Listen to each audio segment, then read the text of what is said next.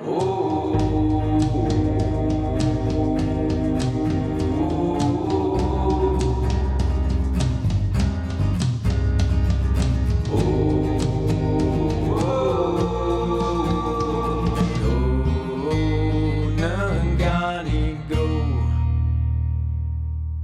everybody, welcome to Irontown Talk. I'm your host, Tony Stagliano. We've had a lot of requests to keep this going, so we're gonna.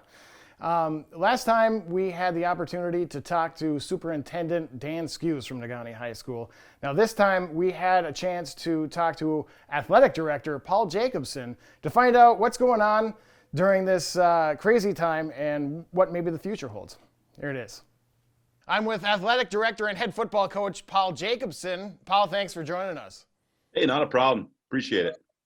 Hey, can you kind of talk about? I mean, this is an unprecedented time. It's totally crazy.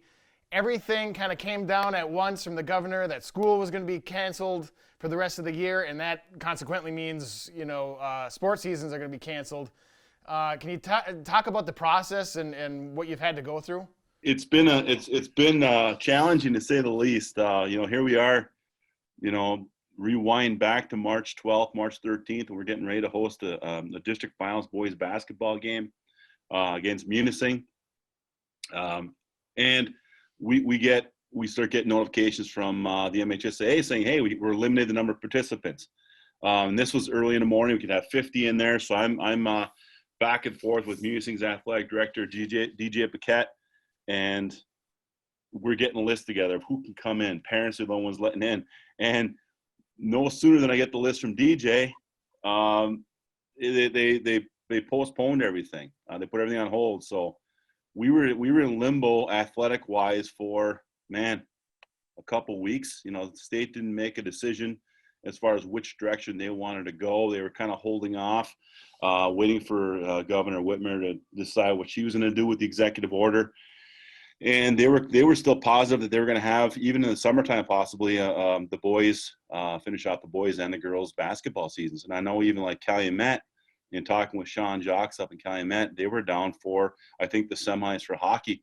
And when they got notification that the tournament for hockey was postponed. So, they were in limbo, like we were in limbo, waiting for Governor Whitmer to continue on with their stay at home, stay safe orders. And it was a heck of a ride for sure. What's the general overall sentiment and feeling that you're getting back, any feedback you're getting from students and parents? It's sad. It is, because, you look at the opportunities that our seniors missed, even with the spring sports, the cancellations of our spring sports.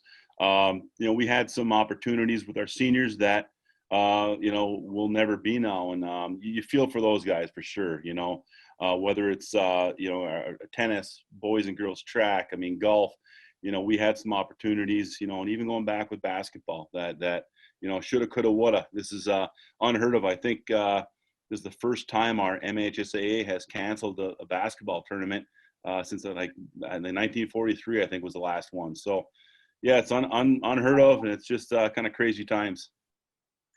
So do you guys have anything special planned as sort of a celebration or consolation to any student athletes or seniors, especially seniors? We've tried to reach out. I know we've been working with Jake Durant a little bit and sending him some information for our seniors, having some senior spotlight stuff. As far as the recognition, it's tough. We can't still can't get in contact with them. We've been focusing more on our seniors here as a whole. Our students have lost some tremendous opportunities, and we're trying to do different things, whether it's putting senior spotlights on our Facebook page, bringing yard signs to our seniors, and just trying to recognize them as we go through these difficult times. What does this mean in preparation for the next season? Obviously there's lots of, especially for football, right? There's stuff, there's activities, there's workouts, there's things like that happening. What does this mean moving forward right now? Again, we're still in a state of limbo as far as Governor Whitmer continuing to, continuing on with our executive order to stay home, stay safe, and extending that period. I've been in contact with a lot of our athletes, as many as possible. And we, believe it or not, we're doing virtual workouts. we've been working through Dustin Blanchard, Advantage, and Marquette, and they've been doing Zoom meetings and workouts online. And I keep texting guys, are you sitting on a couch right now eating ice cream, or what are you doing right now? Because and they're stir crazy. This is different times. I had a chance to deliver 25 signs to senior parents last week, yard signs, and people want to have communication with other people. They're stir crazy from being inside the house, right? So I've been trying to reach out with some of our athletes, our fall athletes, just to make sure, see first of all how they're doing, and just touch base with them and make sure they're keeping up on their academics, and also trying to stay in shape as much as possible. I can see where there's probably, there's probably a good temptation to just lay around. I got time. Yeah, well, it's different. You know how it is. I mean, you've been sitting around the house with kids for a while, and you get stagnant. I see more people out doing stuff now, which is fantastic than ever before. People out on walks and biking and trying to enjoy the some type of physical activity. You have to. If you sit inside a house, and what are you going to do? Sit around and watch TV and eat and all sort of good stuff. So it's it's been trying times. If I remember correctly, I don't know if they even had computers back when you were in football anyway, so we wouldn't have been able to do our virtual workouts with you at all. So aside from all of this stuff, aside from the the COVID, the pandemic, the stay-at-home orders, all the things that you can't do, all the things that, is there anything positive and exciting moving forward that you see coming down the horizon for Negaunee athletics? Kind of a broad question, man. There always is. We're excited. I think we have some tremendous athletes here. We have some great coaches. We have some great teachers, great students, great community support. So it's always fun. It's a privilege being a part of this, a part of the big picture. I always say it to each one of our teams. We're just a small snapshot of what this is, and the big picture of it. I tell each team as they come into the locker room and look up on the wall. We have team pictures up there from 1968 forward, and we're a snapshot in that whole tradition of things. And I really stress that in all of our sports. We're fortunate here in Negaunee to have such a supportive community, and pride ourselves in our extracurriculars and our athletics. All right. Anything else that you'd like to say or add, or anything that you want to get people to know about? It's crazy times. It really is. Just trying to adjust to all this. One of the big things early on was, we found out that they were canceling spring sports, was, trying to help out our coaches even, and I know it's crazy times with the unemployment rates and everything. And, people count on paychecks and that, but we were able to pay our coaches half pay still, even though the seasons were canceled. There's so much work that goes into a season. It's not just when you show up on the first day of practice. It's all the preparation, all what they do outside of practice and outside of a game situation that I don't think people realize. So we wanted to take care of our people, because I think we have great people in all realms, all facets. When we do this online teaching right now, it's going about as smooth as it could have went. I mean, just because of the quality of people we have and the quality of students that we have here. And I've been fortunate, been lucky enough to be a part of it now for 28 years, and it's been great, man. It's been fantastic. Paul Jacobson, thanks for joining me, man. Hey, thanks for having me. I appreciate it.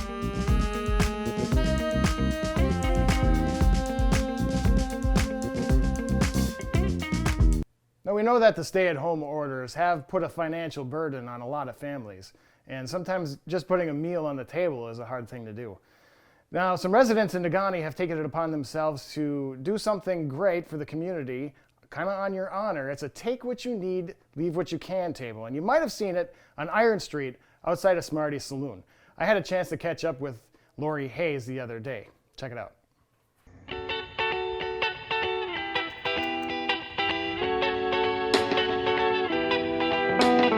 I had seen a table in one of our neighborhoods around here.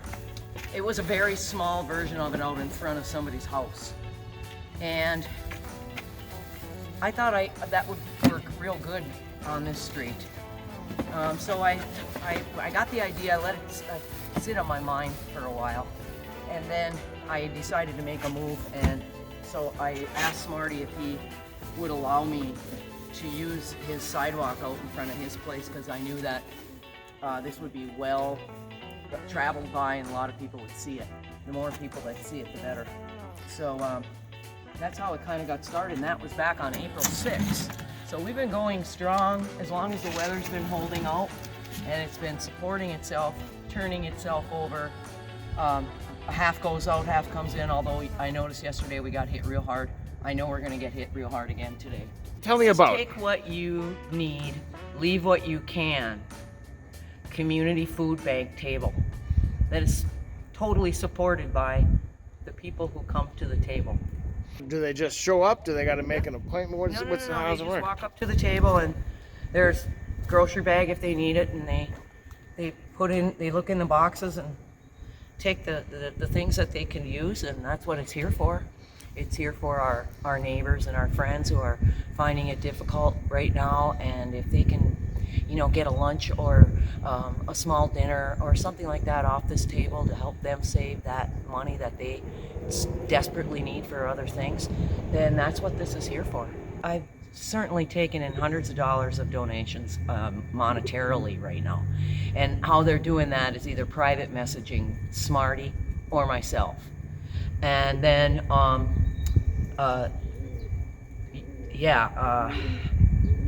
the other things that are being donated are, if there's a lot of people who already give to like a can-a-thon or something like that, and I think people are just going online and finding out what does a food bank need, and there are probably 10 to 12 staple items that go along with that, and people are researching that and they're bringing it.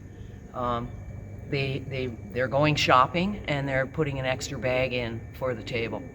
And I don't see everybody a lot, only when I'm out like shopping, or I'll be a little bit in public. And I have people telling me why I am shopping, that they have come by and dropped bags off. So it's working really good for those who like to give, and it's working really good for those who need something right now. What's so when is this available? Every day the weather is fine. Somewhere between 10-ish and 6 o'clock at night. And so, if the weather's good, it goes up, and this is totally on your honor. See, I had seen something like this up in Grand Marais, Michigan, where they have a farmer's market that's totally on your honor. And I thought that something on your honor like that could work here. And so you're trusted to be whatever, leave the table alone or take what you need, and it's really a really beautiful thing because it's working. And yeah. Are you going to keep this going afterwards, or what's kind of your plan as far as longevity of this thing? Both Smarty and I have talked about that, and our thoughts are that when the bar opens here, that that's going to be a little bit difficult to do this. So we're thinking at least until the time that the bar opens, that we would be able to keep this going. And then I want people to realize that even if there's stuff left over, or if there's things here that, for some reason they are here for a while, and I had to think about that I really haven't had to run into it yet, but there may be a day where I pack everything up and take it to the food bank, just to make sure that it's over now. But I don't want anybody to think that the things that they bring will not end up in the right hands. They will, either through this table, or I will bring it to the various food bank in our area. Right now it's the people of Negaunee giving, so I like to do my shopping in Negaunee and spend that money in Negaunee, and then I like to treat the Negaunee people back with what they have. There isn't a Vinnie's here, and there isn't a Salvation Army here, so this takes up the slack for some people. So tell me about like the monetary donations. I just witnessed myself somebody just driving up here and giving you some money to help grow. How's that whole thing work if somebody wants to give you money? It's so great. They drive up while I'm setting up, or either setting up or tearing down. They see me and they put the money out the window, and I go get it. And I mean, it happens 3-4 days out of 7 days that somebody's doing that here, giving me money right here at the table. Some people are stalking, waiting for me to show up. And part of our giveaway also is a Super One cards, shopping cards. So from time to time, a shopping cart shows up at this table also. And so some of those donations are turned into go and shop at our local area stores. And it really, it says a lot about Negaunee and how we support ourselves. We really, really take care of each other. And that's important. Look at the table is set. This is my final thing that I do is I post it before I leave here. And where do you post that at? I post it on Facebook, so you can go to Lori Hayes on Facebook or Smarties or Smart Cars Facebook, and it's going to be posted there and daily as this goes on. I like to let people know that the table is set and it's ready, and feel free to share, and this gets shared and shared and shared every day.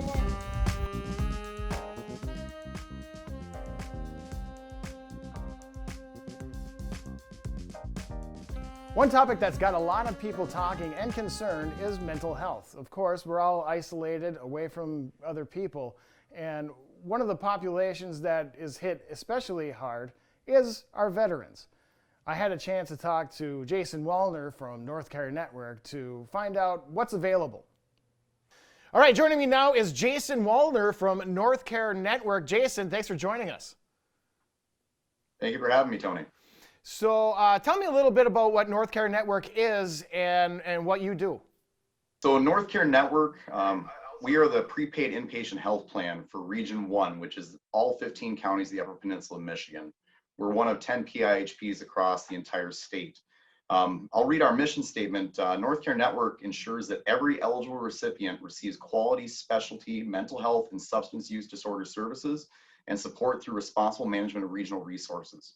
So what we do is across the UP, more people are more familiar with our community mental health agencies, such as Pathways here in Marquette County. They provide that direct consumer assistance regarding mental health, substance use disorder, and then we also have providers that we contract with, such as Great Lakes Recovery Center, which many people are familiar with here in our local area. We primarily work with the Medicaid community, but we are here as a safety net for all individuals that are seeking mental health or substance use disorder services across the region. It's a difficult time for everybody right now. Are you seeing any increase in need as far as what you guys are doing over there?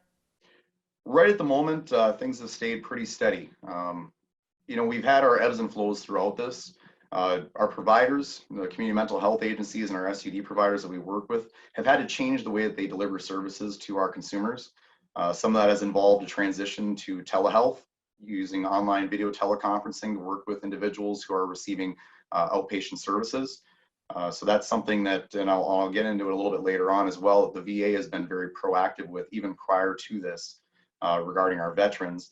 But we are here. Our access staff is still working full time, and they are taking calls and screening individuals who are seeking those services.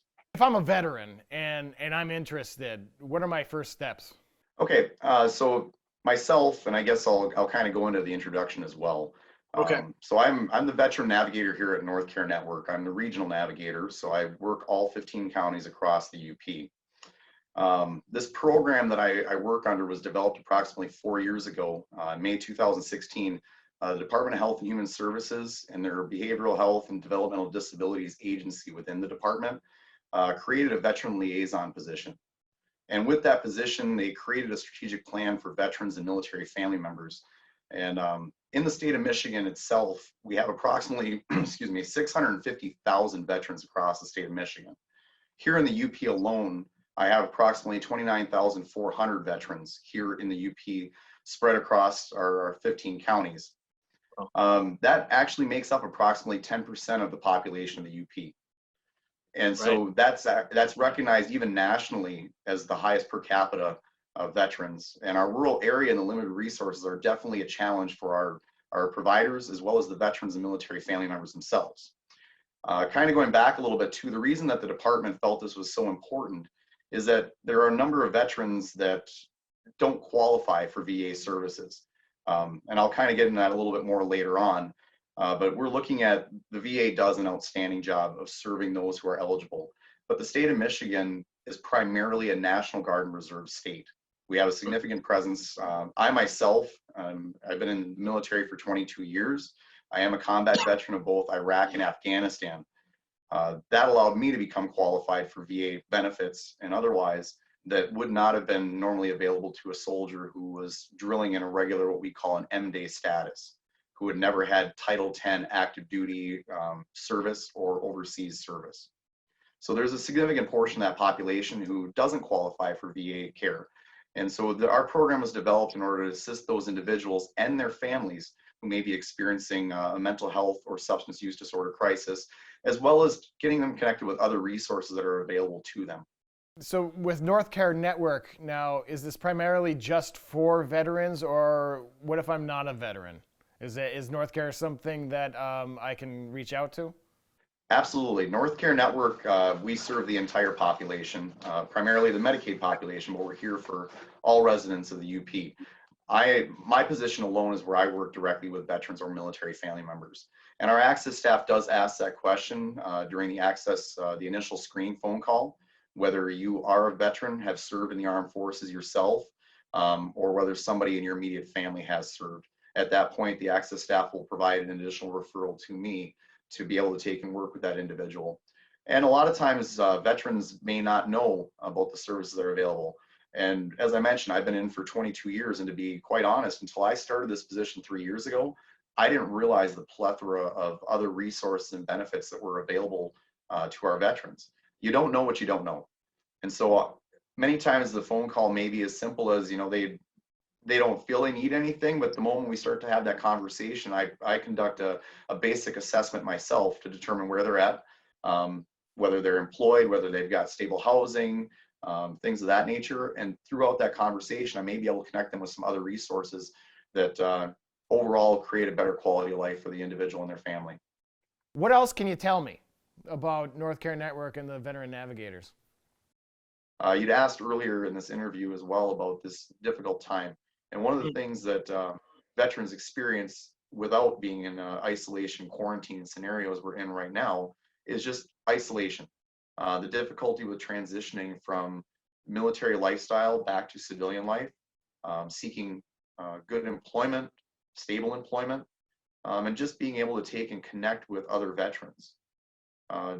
We've got a great National Guard system here. As I said, I've been a member of it for 22 years. They're my other family. But for those that may have gone away and then come back and resettle in the area following active duty, they may not necessarily feel that same connection. So sometimes a lot of the work that I do is trying to get them also connected with maybe service agencies, other recreational programs that may be out there, so they can at least interact with other military members. And in some of the programs that I've done, going on a camping trip for a weekend with a group of veterans, or just a day trip, go visit a museum or other such activities, it's really amazing to see how across all generations, veterans communicate with other veterans. Seeing Korean War vets, Vietnam War vets interacting with some of our Iraq and Afghanistan veterans, and just seeing that that exchange, and then that connection and the relationships that they can build, and that support system that then exists, and being able to take and facilitate that. Jason has a lot of great information, and unfortunately we couldn't fit it all into this episode. But what I'm going to do later on this week is I'm going to post the entire interview on the Irontown Talk Facebook page, so stay tuned. Now, up next, I had a chance to connect with one of my good friends, singer and songwriter Joe Rayom, who's actually out in New York right now. Now, he's written a few songs about the UP and specifically Nagani, and if you caught the beginning, you might have even heard a little bit of it, that Go Nagani Go. And so I had a chance to talk to him, find out what it's like in New York right now and what's his inspiration. And then after that, he's going to take us home with a little bit of Go Nagani Go. So here's my interview with Joe. Go Nagani Go, Go Nagani Go. Used to be Joe, so thanks for familiar joining to me today, man. Yeah, Tony, thanks for having me. So what's going on out in New York right now? Crazy times, right? I think it's crazy times everywhere. Yeah. Took the opportunity today to get outside a little bit. It's easy to stay inside for too long, so I figured I'd come down here. I'm near Astoria Park, and there's actually a lot of people out. Most of them wearing masks. I've got my I'm going cowboy here today with this, but we've got the N95s and the medical mask, and most people are doing pretty good. Most people are out here wearing them. Honestly, I think a lot of people are just tired of everything, but tired of wearing masks, tired of being cooped up, and especially with the seasons changing, we've had some nice days, so it's been okay, but I think people are getting cagey. Coming from a small town like where we're from in the UP and the Ghani, and then and now you're living out in the big city where it's the epicenter of all this thing. Can you kind of talk about the differentiation between what it's probably like here versus there? I'm still connected to, of course, friends and family up there, so I'm getting first person accounts of what you all are experiencing, and it sounds like a bit of the same. A little smaller scale. I think that, fortunately, it hasn't hit you nearly as hard as it has hit us out here, and being isolated up there definitely, I guess, at times has its perks, like right about now. But it also sounds like people are taking it pretty seriously up there for the most part. I know there's a lot of people who, like out here, want to get back to their lives and need to work, and I get that. But there's a lot of people who also need to protect themselves and their loved ones and their health. So it's that contrast everywhere. And out here, I can tell you, it's been interesting because you still get in situations where you would expect everyone to be wearing a mask and take precautions, and they're not, which is surprising because literally, 4 or 5 miles from here, if New York is the epicenter of the epidemic in the US, then Elmhurst, Queens, I think arguably could be the epicenter of New York City. That's where a lot of the deaths, especially early on, and the hospitalizations are happening, and that's not far from here.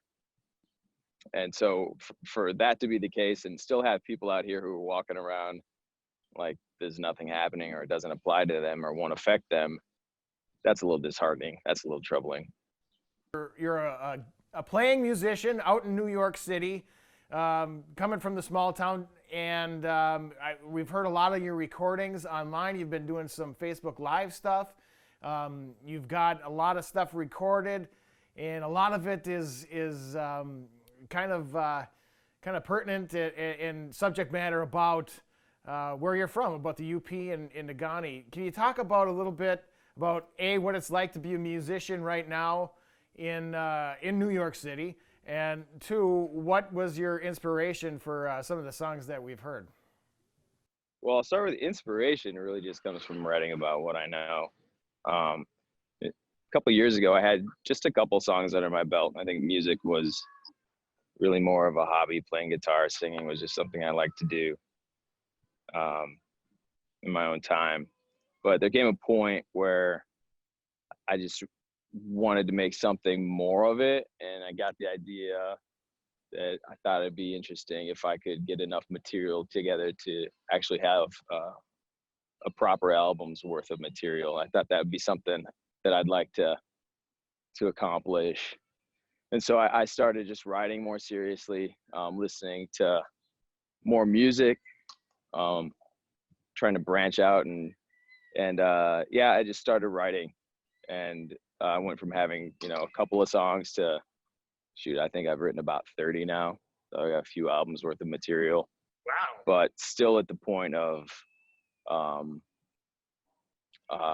figuring out how to get it out to the public and when and in what format. And that actually comes back to your first question, like what's it like to be an artist in New York City? And from what I hear from and have experienced myself, but from what I hear from even artists that I admire and follow, that the world's changed, times have changed. Streaming music, streaming media has changed the game. Spotify, Apple Music, all these different opportunities for people to get their music out there, which is great.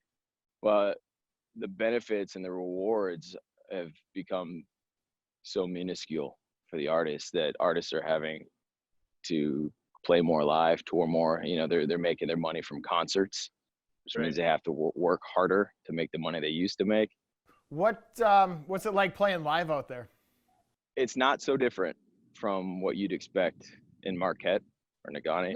Ish for me. I mean, a dive bar is a dive bar. Yeah. Wherever you are. and the people are the same. And I know New York City has this reputation of almost being this distant place, but it's really just a collection of people from all over the world, from all over the US and from all over the world. And they all a lot of us come from a small town somewhere, Yeah. And so some of the best advice I think I ever got before I left years ago, before I left the UP, was don't forget who you are. And I thought it was interesting when I heard it, and then I really took that to heart.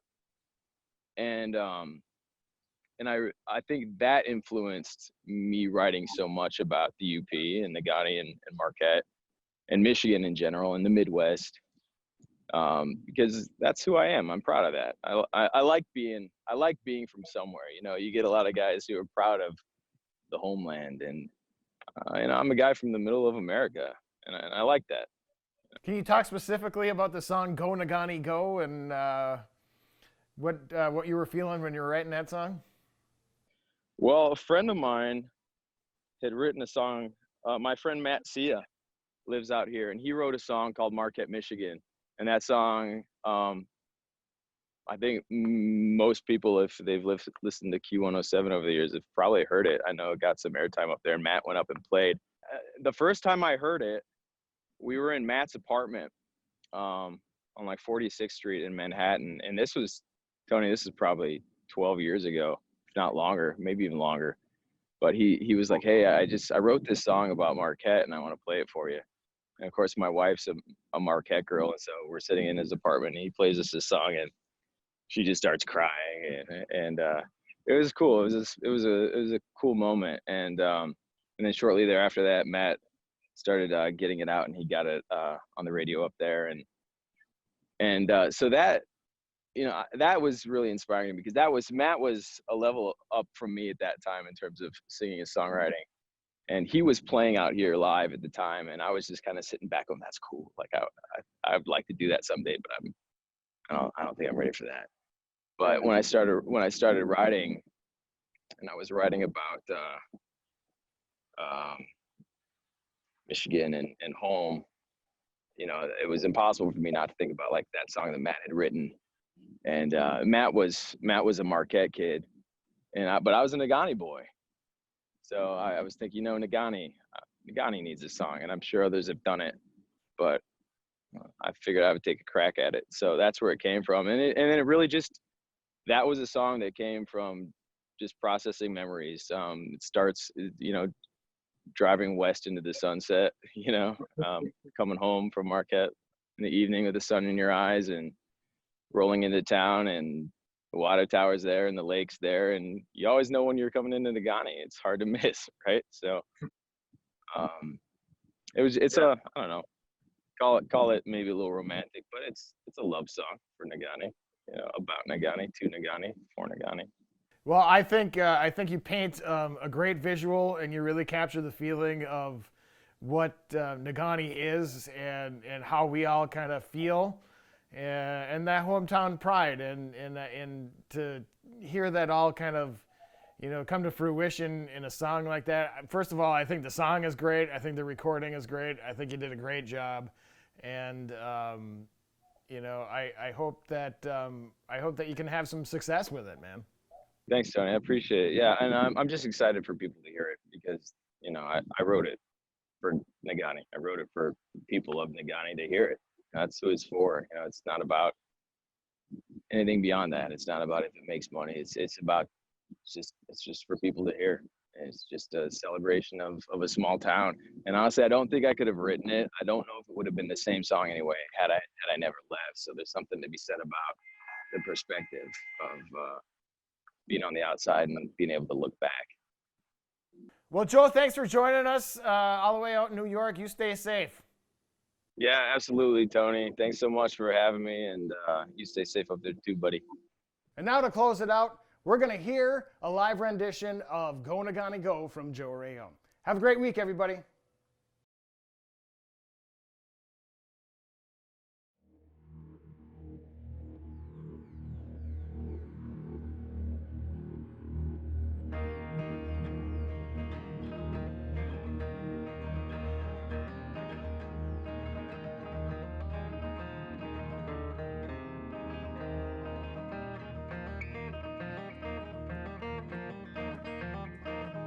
Late August with the windows down, Highway US 41, heading west up past the airport, driving straight into the sun. Oh.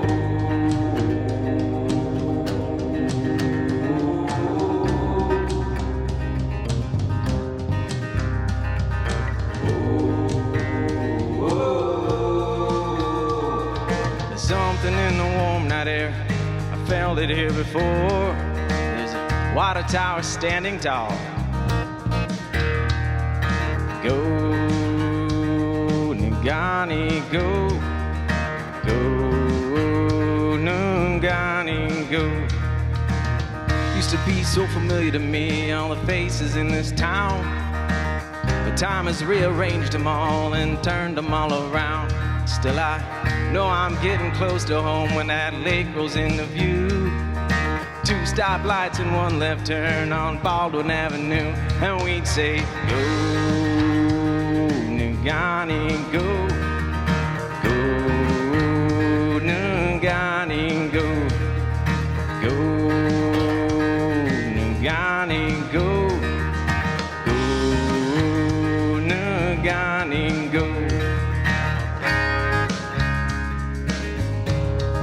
Home is where the heart is.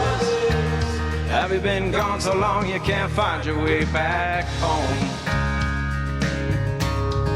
Home is where the heart is.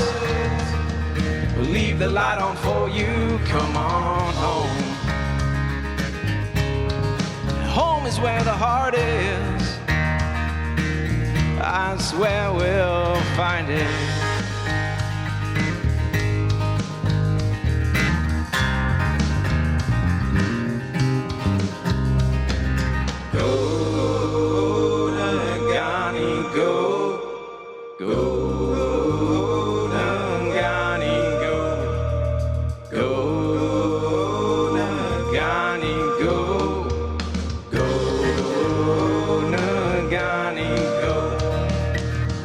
Say the more things change, the more they stay the same. But as time rolls on, you're never gone.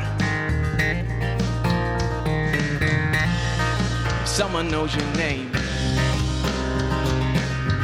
and they all know you around here, and the fight song lives forever in the crowd on a Friday night at a hometown high school football game under cold October lights. I can hear them yelling, go, Nungani, go. Go,